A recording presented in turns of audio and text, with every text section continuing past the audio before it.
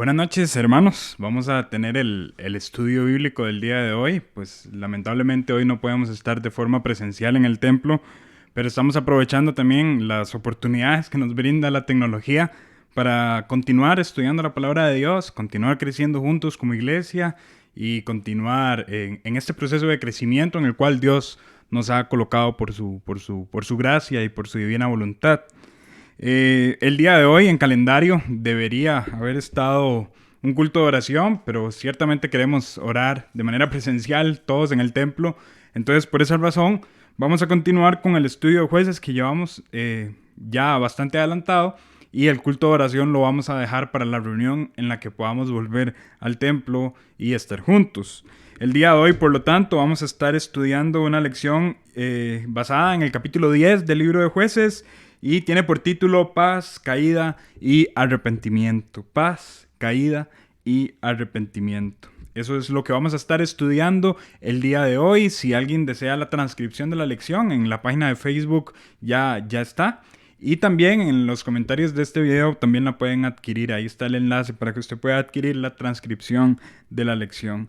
Me gustaría primeramente que oremos al Señor, que le pidamos que nos guíe a comprender la palabra de Dios y aplicarla de una forma apropiada en nuestras vidas personales. Entonces, ahí donde usted está, le pido que oremos juntos y que pidamos al Señor su sabiduría.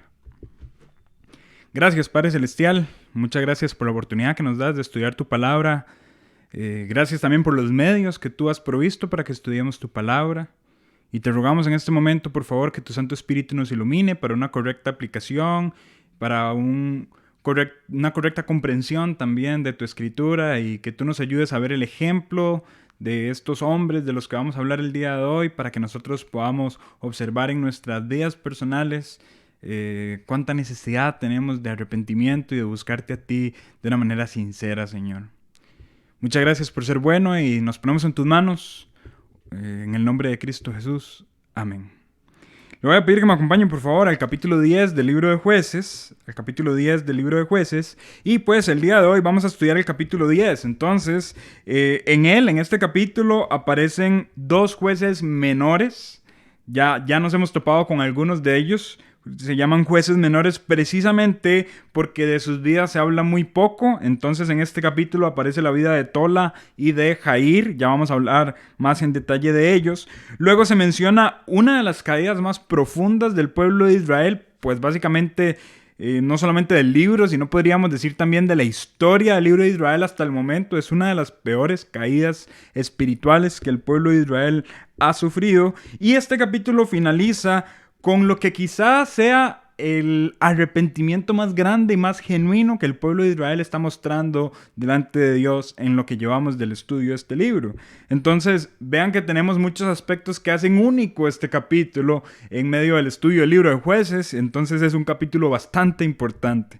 Vamos a dividir el estudio del capítulo en 3 secciones específicas. Y estas 3 secciones corresponden a secciones temporales del avance de la historia. Primeramente vamos a hablar de la paz, luego vamos a hablar de la caída y luego vamos a hablar del arrepentimiento, y cada una de estas etapas es una etapa temporal y cronológica que el pueblo de Israel ha venido atravesando. Y con base entonces a este bosquejo vamos a ver qué es lo que tiene Dios para nosotros el día de hoy a través de su palabra. Jueces capítulo 10, vamos a leer desde el versículo 1 hasta el versículo 5, dice así la palabra del Señor. Después de Abimelech, se levantó para liberar a Israel Tola, hijo de Fúa, hijo de Dodo, varón de Isaacar, el cual habitaba en Samir, en el monte de Efraín, y juzgó a Israel 23 años y murió y fue sepultado en Samir. Tras él se levantó Jair Galaadita, el cual juzgó a Israel 22 años. Este tuvo 30 hijos, que cabalgaban sobre 30 asnos y tenían 30 ciudades que se llamaban las ciudades de Jair hasta hoy, las cuales están en la tierra de Galaad. Y murió Jair y fue sepultado en Camón. A la luz de estos textos vamos a analizar primeramente el tiempo de paz, porque aquí lo que tenemos es específicamente esto, hay un tiempo de paz. Ahora bien, lo primero que tenemos que tomar en cuenta es el contexto inmediato. De hecho, el libro lo hace, el capítulo lo hace al iniciar con las palabras después de Abimelech. Nos está invitando a que recordemos el contexto anterior. En este sentido, recién hemos hablado de Gedeón, tanto de sus victorias como de sus caídas. Luego hablamos de Abimelech, lo cual dijimos que quizá es uno de los periodos más oscuros que Israel ha atravesado como nación. Y concluimos que Abimelech fue usado por Dios para juzgar a Siquem y que Siquem fue usado por Dios para juzgar a Abimelech. Esto es un poco parecido a lo que se menciona en la parábola de la zarza y los árboles. En este sentido, vemos cómo Dios utiliza a Abimelech para juzgar a Siquem y Dios utiliza a Siquem para juzgar a Abimelech, pero todos son juzgados. No tenemos un libertador en el sentido estricto de la palabra, sino que más bien tenemos a Dios juzgando a través de su soberanía y de su providencia.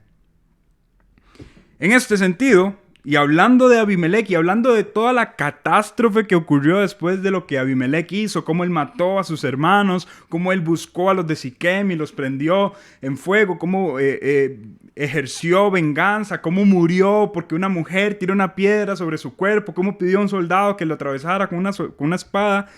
Todo esto es un contexto de caos, en el que posiblemente las regiones que están allí cerca de Siquem están atravesando también este momento de caos y las repercusiones que esto pudo haber tenido en la economía, las repercusiones que esto pudo haber tenido en la alimentación, en la vulnerabilidad con respecto a los pueblos que están alrededor. Es un pueblo de caos. Podríamos decirle a esto la crisis de Abimelech. Estas regiones, entonces, que están cerca a Siquem, son las que más sufren.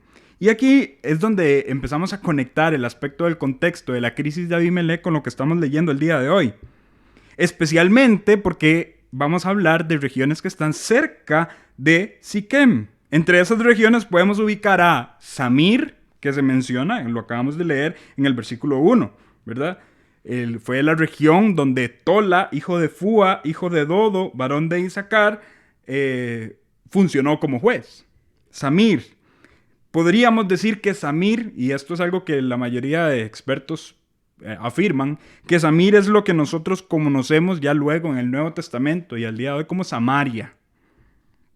De hecho, hay una traducción, hay un manuscrito antiguo llamado el Códice Alejandrino. Es un manuscrito escrito en griego que tiene pues casi todo el escrito de la Septuaginta, más el Nuevo Testamento en griego, ¿verdad? Este escrito, cuando usted lee Jueces en griego, escrito por el Códice Alejandrino, la palabra Samir se traduce a Samaria. Entonces, la mayoría de personas concuerdan en que esta región puede ser la Samaria que luego conocemos en el Nuevo Testamento. Y también se menciona Galaad, que Galaad también es una región que está cerca de Siquem, pero simple y sencillamente está al otro lado del Jordán. Todo está muy cerca de las regiones que pertenecen a la tribu de Manasés, a las regiones que pertenecen a la tribu de Efraín, y más hacia el sur podríamos mencionar a las regiones que están en las cercanías de la tribu de Judá. Ahora, ¿por qué es importante mencionar estos datos geográficos? Bueno, porque es precisamente en esas regiones donde se desarrolla el liderazgo de Tola y de Jair, y por lo tanto se puede inferir a la luz de este texto que estamos leyendo hoy que estas regiones habían recuperado su estabilidad y estaban en un tiempo de paz. Si son regiones que estaban cerca de Siquem y acabamos de estudiar la historia de Abimelech, donde todo fue un desastre, inmediatamente usted lee capítulo 10 del versículo 1 al 5 y ve que ahí hay paz. Ve que hay estabilidad. Entonces, eso es lo que podemos inferir a la luz del texto, que estamos hablando de un periodo de paz. Ahora bien, aquí hay que hacer una aclaración.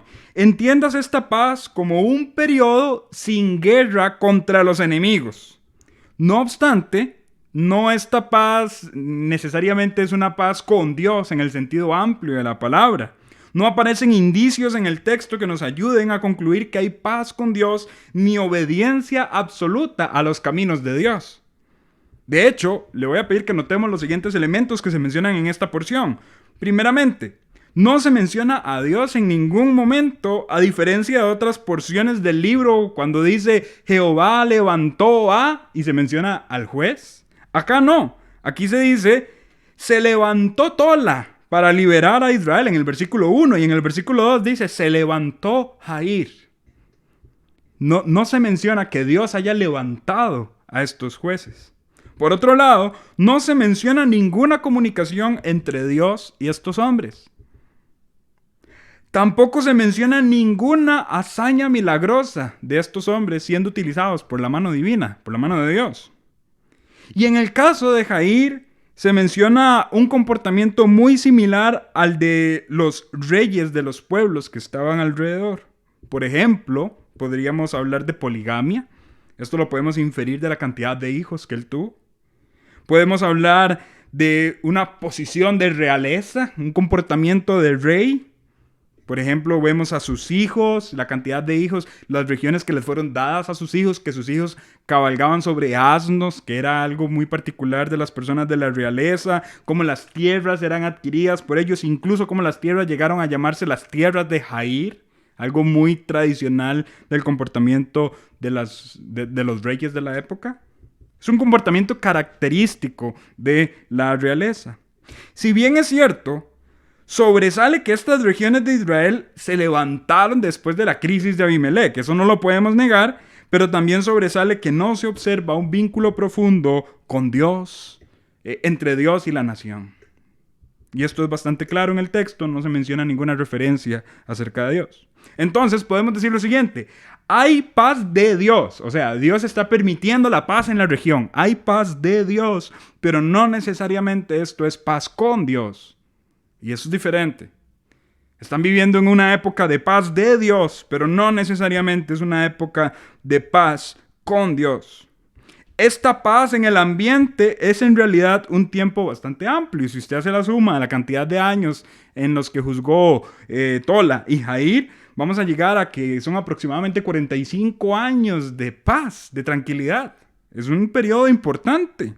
Incluso podríamos decir lo siguiente, y esto se puede demostrar a la luz de la Escritura, que en este tiempo, en esos 45 años de Tola y Jair, es probablemente donde la narrativa del libro de Ruth se desarrolla, puesto que es el único periodo de paz y abundancia en el libro que es suficientemente extenso y calza con la temporalidad de los hechos. Usted va al libro de Ruth y usted encuentra hambre en Judá y cómo esas personas de Judá se mueven, etc. Y usted va a encontrar incluso cómo personas eran bien acomodadas económicamente, como Booz.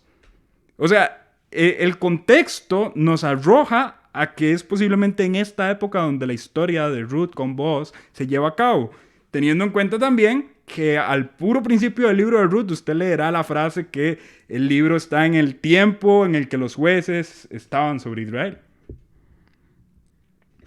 Ahora bien, después de haber dicho todo esto, lo que sí concluimos es que hay un tiempo de paz. Paz de Dios, pero no necesariamente paz con Dios. Esto es importante. Por otro lado, después de la paz viene la caída del pueblo. Y como lo dijimos en la introducción, esta es quizá una de las peores caídas de Israel hasta el momento en la historia de Israel como nación. Esto lo podemos leer desde el versículo 6 hasta el versículo 14. Y les voy a pedir que me acompañen por favor en la lectura. Jueces 10, desde el versículo 6 hasta el versículo 14. Dice así: pero los hijos de Israel volvieron a hacer lo malo ante los ojos de Jehová y sirvieron, noten la lista, a los Baales y a Astarot y a los dioses de Siria y a los dioses de Sidón y a los dioses de Moab, paréntesis ahí con Moab. La cercanía a Moab también corresponde con los eventos de Ruth, ¿verdad? Cierro paréntesis, dice a los dioses de los hijos de Amón y a los dioses de los filisteos, y dejaron a Jehová y no le sirvieron. Y se encendió la ira de Jehová contra Israel y los entregó en manos de los filisteos y en manos de los hijos de Amón, los cuales oprimieron y quebrantaron a los hijos de Israel en aquel tiempo 18 años. A todos los hijos de Israel que estaban al otro lado del Jordán, en la tierra del amorreo que está en Galaad. Y los hijos de Amón pasaron el Jordán para hacer también guerra contra Judá y contra Benjamín y la casa de Efraín, y fue afligido Israel en gran manera. Entonces los hijos de Israel clamaron a Jehová diciendo: nosotros hemos pecado contra ti, porque hemos dejado a nuestro Dios y servido a los Baales. Y Jehová respondió a los hijos de Israel: ¿no habéis sido oprimidos de Egipto, de los amorreos, de los amonitas, de los filisteos, de los de Sidón, de Amalec, de Maón? Y clamando a mí, no os libraré no os libré de sus manos. O sea, Dios está haciendo un recuento de lo que hizo en el pasado. Mas vosotros me habéis dejado y habéis servido a dioses ajenos. Por tanto, yo no os libraré más. Palabras contundentes. Y finaliza esta porción diciendo, andad y clamad a los dioses que os habéis elegido, que os libren ellos en el tiempo de vuestra aflicción. Aquí se describe un poco la caída de Israel en el pecado. Como lo dijimos y como ya lo acaba de hacer énfasis, es quizá una de las peores caídas de Israel hasta el momento. Anteriormente hemos visto a Israel descender de maneras vergonzosas, pero en esta ocasión se nos muestra un declive espiritual sin precedentes. Básicamente adoraron a todos los dioses de los pueblos paganos que estaban a su alrededor y dejaron de servir a Jehová. Si comparamos esta porción con Josué capítulo 24, del 19 al 24, vamos a entender lo trágico del asunto. Les voy a pedir que me acompañen un momento.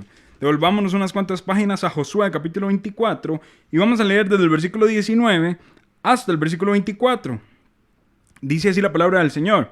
Entonces Josué dijo al pueblo, no podréis servir a Jehová, porque Él es Dios santo y Dios celoso. No sufrirá vuestras rebeliones y vuestros pecados.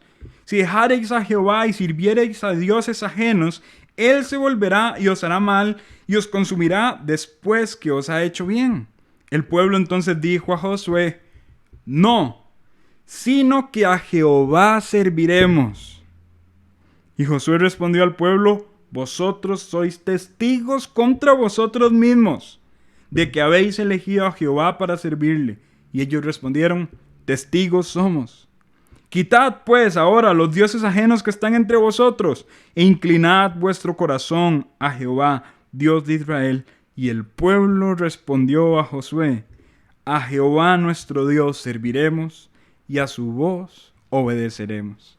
Si usted compara esta porción, esta iniciativa, esta actitud del pueblo de Israel, si usted lo compara con lo que estamos leyendo en el capítulo 10 del libro de Jueces, entenderemos lo trágico del asunto. Están dejando atrás el pacto hecho con Dios, están dejando atrás las promesas que hicieron aún en frente de Josué como su líder y se están entregando por completo a la adoración de los dioses paganos y no solo eso, están dejando por completo de servir a Jehová, sin importar que antes habían dicho a Jehová nuestro Dios serviremos. Aquí hay algo interesante porque la palabra servir en el Antiguo Testamento es equivalente al término trabajar. Y básicamente Israel se dedicó entonces a trabajar para obtener aquello que los falsos dioses representan. Todos estos dioses falsos representan algo: fertilidad, alimento, prosperidad, lluvia, etcétera, etcétera. Ellos, el pueblo de Israel, están trabajando para obtener eso de los ídolos, eso de los dioses paganos, y se olvidaron de Dios, dejaron de trabajar para Jehová, siendo Jehová el único que les dio verdadera prosperidad. Pero si usted analiza esto de fondo, vamos a concluir lo siguiente: no es amor por los ídolos lo que Israel sentía. Era interés por lo que estaba detrás al adorarlos. Todos esos dioses paganos están vinculados con algo que obsequian a cambio de adoración. Si usted adora a Astarot, va a recibir fertilidad. Si usted adora a Baal, va a recibir lluvia y suelo y sol, etcétera, etcétera. Pero ¿qué pasa acá? Cuando todos esos dioses están vinculados con algo que obsequian, Jehová no es así. Un dios pagano es el dios de la lluvia. Otro dios pagano es el dios de la fertilidad. Y cuando los paganos probablemente hablaban con los israelitas y le preguntaban, ¿y su dios de qué es Dios? Los israelitas quizá no tenían una respuesta como la de ellos. Y tal vez por codicia, por envidia, se alejaron de Jehová y se inclinaron a estos dioses trabajando para ellos. Pero los israelitas se olvidan de algo. Jehová no necesita una descripción. Dios no es el Dios de la lluvia, ni del sol, ni del alimento, aunque todo esto Él lo controla en sus manos y en su soberanía. Él simplemente dice de sí mismo, yo soy. Yo soy y no necesita ninguna descripción. No tiene una función única, sino que en Él todas las cosas subsisten y tienen propósito. Tiene poder para enviar lluvia y para quitarla. Tiene poder para dar alimento y para quitarlo. Pero no es el Dios de la lluvia ni el Dios del alimento. Su dominio es mucho más grande del que nosotros podríamos llegar a describir con nuestras propias palabras. Israel está cambiando al gran yo soy por ídolos insuficientes, ídolos limitados por su naturaleza. De hecho, son falsos ídolos. ¿Esto qué causa? Que Dios se enoje. Y Dios los entrega en las manos de los pueblos que adoran estos dioses. Eso está descrito desde el versículo 7 hasta el versículo 9. Dios los entregó en las manos de estos pueblos que adoraban estos dioses falsos. Pero cuando usted lee el versículo 10, parece que hay un cambio. Versículo 10 dice, entonces los hijos de Israel clamaron a Jehová, diciendo, nosotros hemos pecado contra ti, porque hemos dejado a nuestro Dios y servido a los Baales. El versículo 10 entonces parece ser un punto de quiebre en esta escena. Después de 18 años, son largos 18 años, que están después de 45 años de paz. 18 años en los que los israelitas han sufrido, no en manos de un pueblo, en manos de todos los pueblos que estaban a su alrededor, de todos los pueblos que adoraban a los dioses que los israelitas estaban adorando en ese momento. 18 largos años de sufrimiento. Ahí los israelitas clamaron a Dios, reconociendo sus pecados. Sin embargo, y aquí pasa algo también muy interesante, algo sin precedentes también, al menos en el libro de Jueces. Para Dios, esta confesión de los israelitas parece que no es suficiente. Pues Dios a lo largo del libro los ha visto una y otra vez, buscándolo a Él y clamando a Él cuando las cosas estaban mal. Y para Dios, ya esto no es suficiente. Por tanto, Dios da una respuesta al pueblo que nunca antes había dicho. Eso está escrito desde el versículo 11 hasta el versículo 14. En resumidas cuentas, Dios les dice, no los voy a librar más. Busquen a los dioses que ustedes eligieron y que sean ellos los que los libren. Lo cual es una imposibilidad. Estos dioses no tienen el poder para librar a nadie porque son falsos dioses. Pero Dios está mostrando aquí su justicia. En esta justicia, Él no está obligado a perdonar a alguien aunque ese alguien se acerque arrepentido. Y Dios está demostrando su justicia. Esas palabras que están acá son palabras duras, palabras crudas, palabras amargas, pero son palabras necesarias. Porque de esta forma el pueblo se daría cuenta, número 1, de la naturaleza del Dios que abandonaron y número 2, de la naturaleza de esos falsos dioses que abrazaron y adoptaron. Yo no los voy a librar más. Busquen a ellos, hermanos. Aquí tal vez podemos hacer un paréntesis para sacar una primera aplicación para nuestras vidas personales. Pero ¿cuántas veces nosotros cambiamos el lugar preeminente de Dios por aquello que no se le compara en absoluto? ¿Cuántas veces cambiamos a Dios por placer, por diversión? ¿Cuántas veces cambiamos a Dios por comodidad, por estabilidad económica? ¿Cuántas veces cambiamos a Dios por una apariencia social, socioeconómica? Cambiamos a Dios por diversión. Hermanos, somos tan tercos que cambiamos a Dios por cosas hechas y perecederas. Podemos llegar a cambiar nuestra fidelidad a Dios por un carro. Como el ejemplo trillado que a veces damos en las predicaciones de que aquella persona que oraba por su vehículo y ahora los domingos no se viene a congregar porque está lavando su vehículo. Pero somos así, delimitados para cambiar a Dios incluso por algo que es perecedero. Hermanos, y si Dios nos dijera, no me busquen más, vayan y busquen aquello por lo que ustedes me cambiaron y que eso les resuelva la vida. Dios está en el derecho, por su justicia, de dar esa respuesta. Dios está en todo el derecho. Esto nos lleva al siguiente punto, y es el último punto del día de hoy, en el que vamos a hablar del arrepentimiento genuino. Si bien es cierto, ya hemos visto a los israelitas pidiendo perdón, pero vamos a ver cómo esta ocasión en la que ellos están pidiendo perdón parece ser diferente a las demás. Parece que aquí hay un verdadero arrepentimiento. De hecho, pareciera ser que esto que nosotros estamos leyendo en el capítulo 10 de Jueces es una de las únicas ocasiones en la que Israel se está arrepintiendo de corazón. Capítulo 10, acompáñenme a leer desde el versículo 15 hasta el final del capítulo. Dice así: Y los hijos de Israel respondieron a Jehová: hemos pecado. Haz tú con nosotros como bien te parezca. Solo te rogamos que nos libres en este día.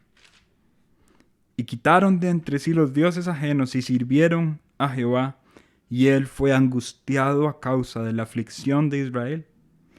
Entonces se juntaron los hijos de Amón y acamparon en Galaad, y se juntaron asimismo los hijos de Israel y acamparon en Mizpa. Y los príncipes y el pueblo de Galaad dijeron el uno al otro: ¿quién comenzará la batalla contra los hijos de Amón? Será caudillo sobre todos los que habitan en Galaad.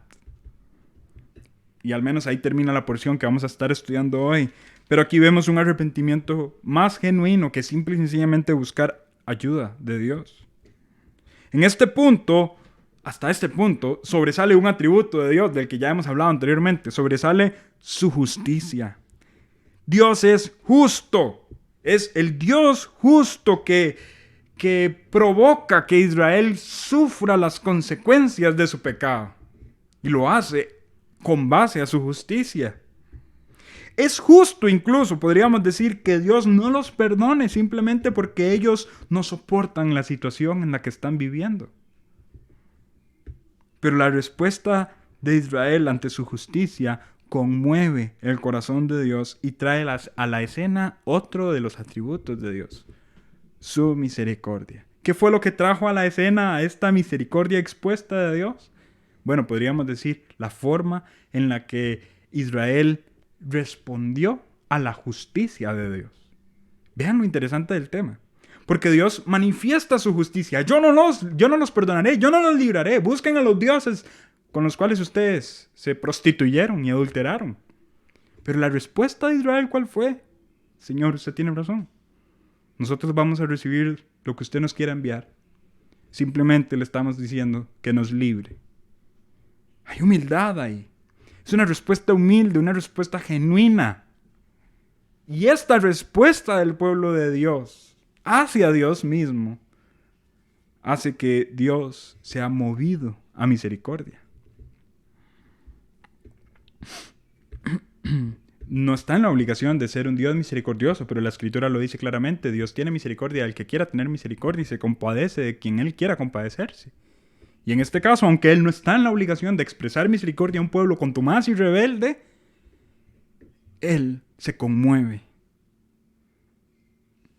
Él expresa su amor, su bondad, y empieza a trabajar misericordiosamente a favor de su pueblo.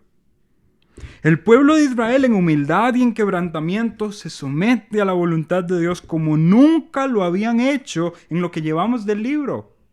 Vean lo que dice el versículo 15, lo leemos de nuevo. Los hijos de Israel respondieron a Jehová: hemos pecado. Haz tú con nosotros como bien te parezca. Señor, no quieres enviar lluvia, no quieres enviar alimento, no quieres enviar fertilidad. Señor, aceptamos tu soberanía. Haz como bien te parezca, simplemente te estamos pidiendo que nos libres. ¿Notan la actitud, mis hermanos? Una actitud humilde. Una actitud sincera. Ellos no están pidiendo prosperidad, ellos no están pidiendo lluvia, ellos no están pidiendo fertilidad como posiblemente lo hicieron con los dioses falsos, con los ídolos. ¿Qué están pidiendo? Ellos están pidiendo salvación. Salvación. Ellos están pidiendo salvación en el mismo instante en el que están aceptando la voluntad de Dios para con ellos.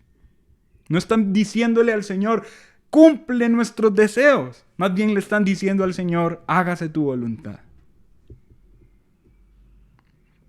Luego de pedir perdón con su boca, ellos piden perdón con sus hechos. Que esto es un detalle muy importante del arrepentimiento genuino.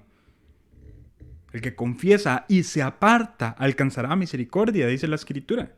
¿Qué fue lo que ellos hicieron? Primeramente, pidieron perdón con sus bocas. Aceptaron la respuesta que Dios quisiera enviar a sus vidas. Y en el versículo 16 hay un cambio en sus hechos. Quitaron de entre sí los dioses ajenos y sirvieron a Jehová. ¿Y qué provocó esto? Entonces que Dios se conmovió. Eso es lo que significa cuando dice, Él fue angustiado a causa de la aflicción de Israel. Él fue conmovido en su corazón para expresar misericordia a su pueblo. Un pueblo arrepentido y dispuesto a recibir del Señor su voluntad es un pueblo que llega a una conclusión. Conclusión que está en el versículo 18. Necesitamos un libertador. Vean el proceso.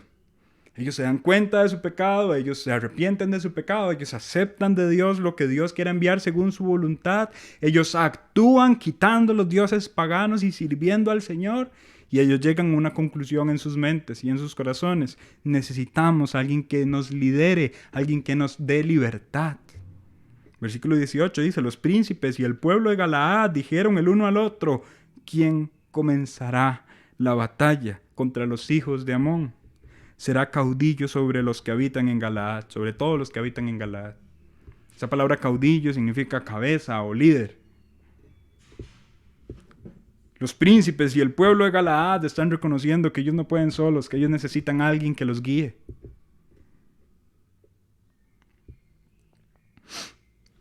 Como dije entonces, un pueblo arrepentido y dispuesto a recibir del Señor su voluntad es un pueblo que llega a una conclusión. Necesitamos un libertador. Ellos son conscientes que requieren de un caudillo, de un líder, de una cabeza. Ellos son conscientes de esto y ellos expresan entonces esta necesidad. Y expresar esta necesidad es también un ejemplo de la humildad que ahora hay en sus corazones. Note lo siguiente, ellos no están diciendo levantémonos y luchemos por nuestra libertad, sino más bien están diciendo necesitamos un libertador. Y esto muestra la humildad que hay en sus corazones para reconocer que necesitan ayuda, que no pueden solos. El arrepentimiento del pueblo, entonces, de lo que hemos hablado hasta el momento, se puede resumir de la siguiente manera. Primeramente, ellos reconocen que hay maldad en su corazón. Luego, ellos reconocen que son merecedores de la justicia de Dios. Luego, ellos se rinden a la voluntad de Dios sin reproches, aceptando de Dios lo que Dios quiere enviar. Y luego, ellos exclaman su necesidad de un libertador. Esto se parece bastante a lo que el arrepentimiento es en toda la Escritura y en nuestras vidas personales. Arrepentimiento no es simple y sencillamente sentirme mal por las consecuencias de mi pecado. Arrepentimiento no es simple y sencillamente no querer esas consecuencias en mi vida. Arrepentimiento es una confesión sincera de la maldad de nuestros corazones que implica una aceptación, un reconocimiento de que merecemos de Dios su justicia. Cuando nos arrepentimos, estamos completamente dispuestos a que Dios haga con nuestra vida lo que Él quiera. Simple y sencillamente nosotros deseamos pedirle perdón y pedirle que nos ayude. Cuando nos arrepentimos, somos conscientes de que nosotros no podemos liberarnos solos de la situación que nos agobia, que necesitamos un líder, una guía. Y el Dios de misericordia está viendo al pueblo de Dios y está viendo el corazón del pueblo de Dios. Por tanto, el Dios de misericordia les está preparando un libertador. Ese libertador tiene nombre y más adelante, en las próximas semanas, vamos a hablar de él. Se llama Jefté. Dios está preparando a Jefté. Dios lo está levantando para ser el líder y la guía que el pueblo necesita en este momento en particular. Sin embargo, Jefté fue un libertador temporal. Fue un juez temporal. Años más tarde, Dios mismo descendió al mundo, tomando forma de siervo hecho semejante a los hombres. Dios descendió para ser el libertador eterno. dispuesto a mostrar su misericordia a todos aquellos que con humildad reconozcan su situación y se arrepientan. Lo que tenemos aquí no es solo una historia de Israel. Lo que tenemos aquí es una forma en la que Dios está acostumbrado a trabajar. Dios libera y muestra su misericordia a personas genuinamente arrepentidas. Primeramente, el arrepentimiento que se obtiene o que se expresa en el momento de nuestra salvación es eso, es el primer paso a una vida de santificación y salvación en el Señor. Pero el arrepentimiento no es solamente lo que hicimos cuando fuimos salvos. El arrepentimiento también describe lo que hacemos mientras somos salvos, mientras somos hijos de Dios. Nos describe. No somos hijos de Dios porque una vez nos arrepentimos. Somos hijos de Dios porque nos arrepentimos y nos seguimos arrepintiendo. Y es en vidas arrepentidas por sus pecados que Dios muestra su misericordia y su gracia. Y a esas vidas Dios les prepara un libertador, Cristo el Señor, que es nuestro libertador eterno. A los arrepentidos.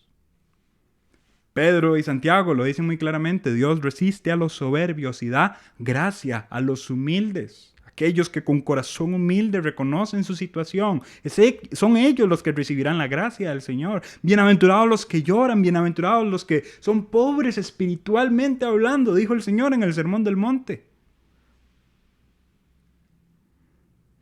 La humildad de corazón, manifestada en arrepentimiento, es premiada por gracia y misericordia.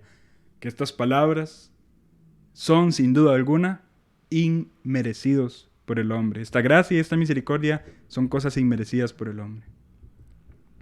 Pero Dios las manifiesta. En corazones arrepentidos. Dios no tiene misericordia, gracia y bondad para corazones soberbios. Y aquellos cristianos que una vez recibieron su misericordia y su gracia, pero ahora están ejerciendo una vida de soberbia, reciben las consecuencias aún dentro del desarrollo de su cristianismo, recibiendo en sí mismos castigo de Dios, disciplina de Dios. Cuidado, hermanos. El mensaje del día de hoy debería arrojarnos a la necesidad que el ser humano tiene de una vida en arrepentimiento y humildad delante del Señor. Nosotros solos no somos suficientes. Podemos vivir en tiempos de paz y no necesariamente esto quiere decir que estemos en paz con Dios. Solamente a través del arrepentimiento podemos estar genuinamente en paz con Dios. Quietud y paz en el ambiente no es lo mismo que paz con Dios. Y puede que usted diga, hoy no necesito arrepentirme, todo me está saliendo bien. Tengo un trabajo estable, mi familia todo marcha bien. Bueno, eso se parece un poco al tiempo de paz que había con Tola y Jair. Quizá algunos errores cometo, pero hay paz. Paz en el ambiente no es lo mismo que paz con Dios. Y la paz con Dios solo se obtiene a través del arrepentimiento. Solo por medio de Cristo Jesús, nuestro libertador, es que nosotros podemos tener paz con Dios. Y Dios muestra su gracia en Cristo solamente a los arrepentidos y sometidos a su divino señorío. Nada más. No a los soberbios. Cuidado, hermanos, y esta es mi conclusión. Cuidado con perseguir las bendiciones de los ídolos, pero alejarnos del Dios justo. Cuidado por cambiar a Dios por cualquier ídolo insuficiente. Cuidado por cambiar a Dios por prosperidad, por placer, por satisfacción, por diversión. Cuidado. Dios en su justicia demanda fidelidad de sus hijos. Precisamente Él está demostrando su justicia a su pueblo por haber sido ellos un pueblo infiel. Esto quiere decir entonces que el Dios de justicia demanda fidelidad. Y tal vez alguien diga, pero ¿yo cómo puedo ser fiel? La Biblia lo dice claramente, no hay justo ni aun uno, no hay quien entienda, no hay quien busque a Dios. ¿Tenemos alguna opción de demostrarle fidelidad a Dios? No. A no ser por la obra de nuestro libertador Jesucristo. Es que nosotros podemos ser fieles. ¿Cómo ser fieles? Por medio de Cristo. Él mismo que nos liberta de las consecuencias de ser pecadores, es Él mismo que nos liberta del pecado que actúa en nosotros. ¿Qué quiere decir esto? Que es Dios el que nos capacita para una vida de fidelidad. Es Cristo en nosotros el que nos capacita para una vida de fidelidad a Dios Padre. Hermanos, seamos fieles. La fidelidad se demuestra arrepintiéndonos también cuando hemos sido infieles. Y yo creo que la historia de hoy resume de una manera muy apropiada las consecuencias del arrepentimiento en la vida de los hijos de Dios. ¿Puede haber paz en el ambiente sin la necesidad de un corazón arrepentido? Puede ser. Puede ser que Dios permita paz. Y de hecho, si usted analiza esta porción y la vincula con el libro de Ruth, vamos a saber que la paz que Dios está permitiendo acá tiene un propósito mayor vinculado con otras personas. Dios está pensando en Ruth, en Booz, en Obed, en David, en Cristo. Pero no necesariamente esta paz es producto del liderazgo de Tola y de Jair. Había paz en el ambiente, pero no había paz con Dios. Y eventualmente ellos, en medio de esta paz, se desenfrenaron a la peor práctica de su idolatría, abrazando cualquier Dios. Y Dios manifestó su justicia. Pero luego Dios manifestó su misericordia en corazones genuinamente arrepentidos. ¿Pudo haberlo no hecho? ¿Pudo no haberlo hecho, perdón? Dios no estaba obligado a perdonar a esas personas aunque pidieran perdón. Pues la transgresión que habían hecho era una transgresión profunda, importante. Dios pudo no expresar misericordia y eso no le hubiera restado en nada su justicia. Él seguiría siendo un Dios justo. Pero Él fue conmovido por la respuesta de su pueblo a su señorío. Y Él mostró misericordia. Hermanos, ¿cómo está su vida? ¿Cómo está viviendo usted en su vida personal una vida de arrepentimiento? ¿Cómo está demostrando usted que está sometido al señorío del Señor? ¿Cuánta necesidad tiene usted de Cristo como el libertador de su vida? ¿Se conforma usted con la paz en el ambiente? ¿O su corazón no puede descansar hasta que tenga paz con Dios? Nosotros fuimos creados por Dios para disfrutar de Dios y gozarnos de Él. Y dice Agustín de Hipona que nuestro corazón estará inquieto hasta que estemos en paz con Él. ¿Está inquieto su corazón cuando usted no está en paz con Dios? Analice todas estas cosas, mis hermanos. Analicemos todas estas cosas. Y que ello nos demuestre cómo está nuestra relación con nuestro Padre. Vamos a orar para terminar este tiempo de enseñanza. Gracias, Señor. Has sido bueno con nosotros. Nos has hablado a través de tu palabra. Señor, si hay soberbia en nuestros corazones y si hemos fallado, en el sentido en que no estamos arrepintiéndonos genuinamente de nuestros pecados delante de ti, por favor, Señor, quebranta nuestro corazón. Ayúdanos a entender que somos completamente dependientes de ti. Necesitamos un libertador cada día de nuestra vida y tú eres nuestro libertador eterno. No somos autosuficientes. No podemos simple y sencillamente tomar la espada, dar grito de batalla y salir a pelear por nuestra propia cuenta. Señor, necesitamos más bien reconocer delante de ti nuestra incapacidad y rogar tu liderazgo en nuestra vida. Y tú, siendo un Dios misericordioso y clemente, estás dispuesto a gobernar, a liderar, a guiar a cualquier persona que en arrepentimiento te busque. No estás en la obligación, pero sí estás con la disposición de hacerlo. Y te alabamos por eso, Señor. Si somos tus hijos es porque tú nos aceptaste, porque tú nos perdonaste aunque nosotros no merecíamos tu perdón.